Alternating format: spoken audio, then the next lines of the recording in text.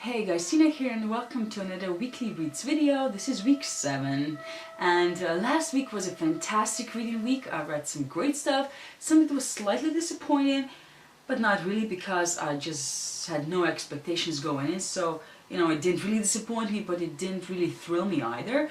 But yes, I hope that this week is going to be just as great. But let's get to what I read last week.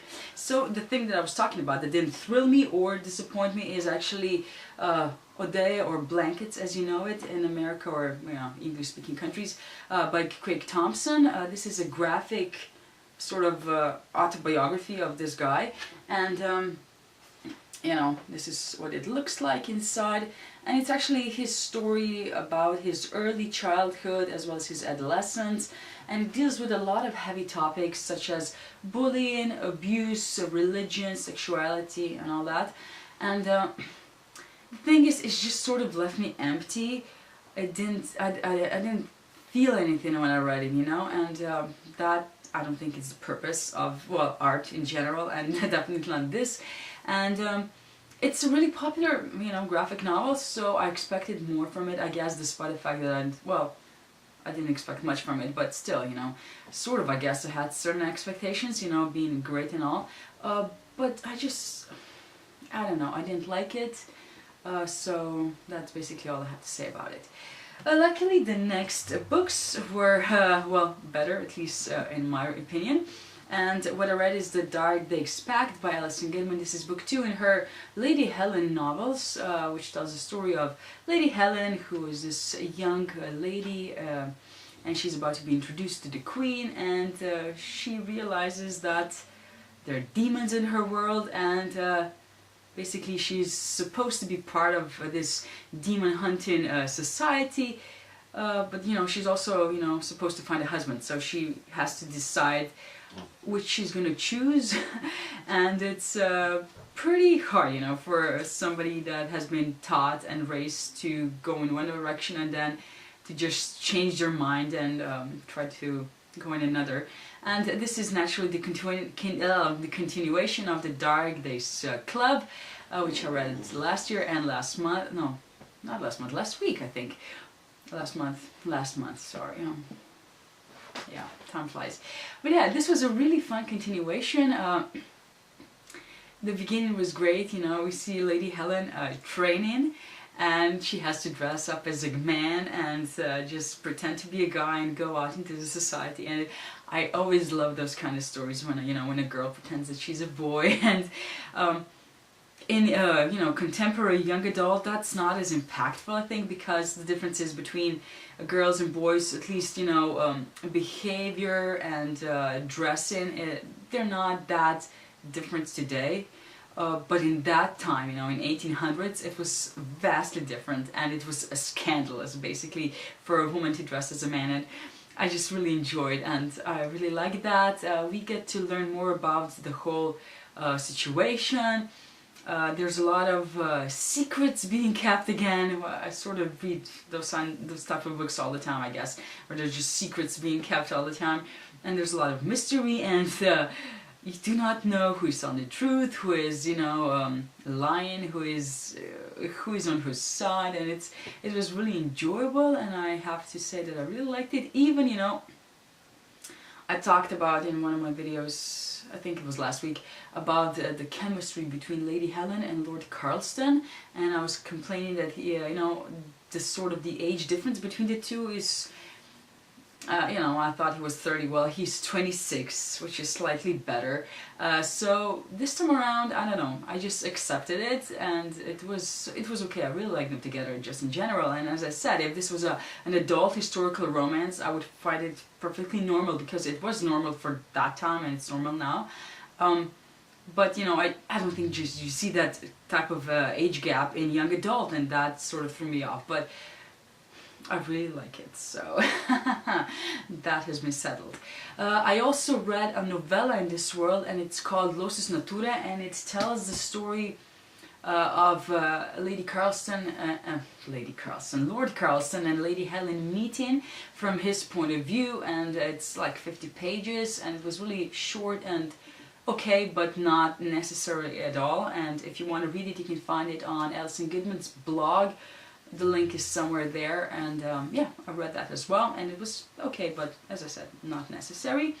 And what I finally got to finish is The Eye of the World by Robert Jordan, which tells the story of these three young men from a small village, and they're preparing, the village is preparing for this festive holiday they're having, and during the night these creatures attack and basically burn some buildings and hurt some people, and some are dead and things like that. And it's you learn that these creatures were actually after these three boys, and in order for their village to be safe and their friends and family to stay alive and all that, they decide to leave the village, and they do that in the company of Moraine, who is Aes Sedai. And this is a group of women that can control the power, the one power, and her basically guardian called Lan.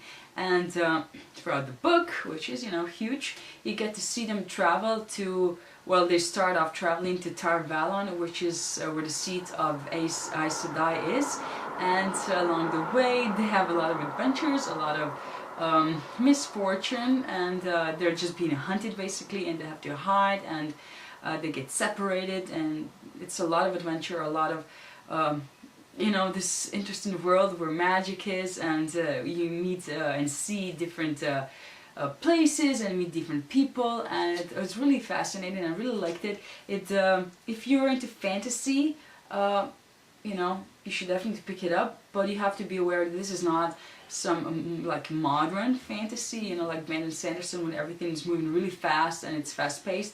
This is really slow.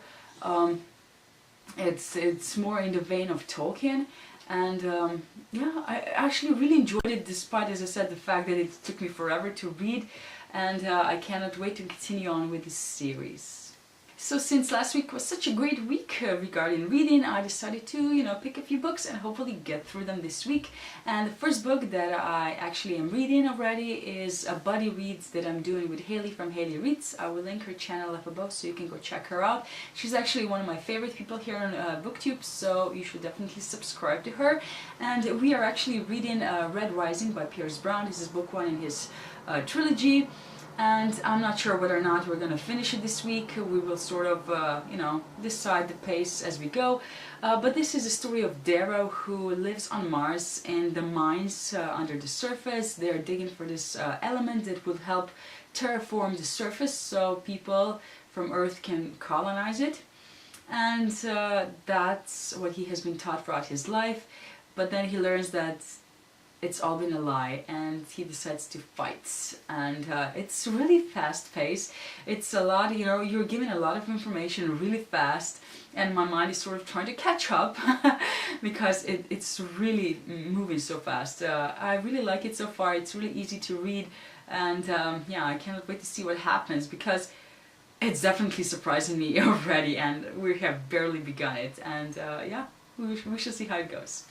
So the other book that I'm actually already reading as well is Hounded by Kevin Hearn. This is sort of an urban fantasy book.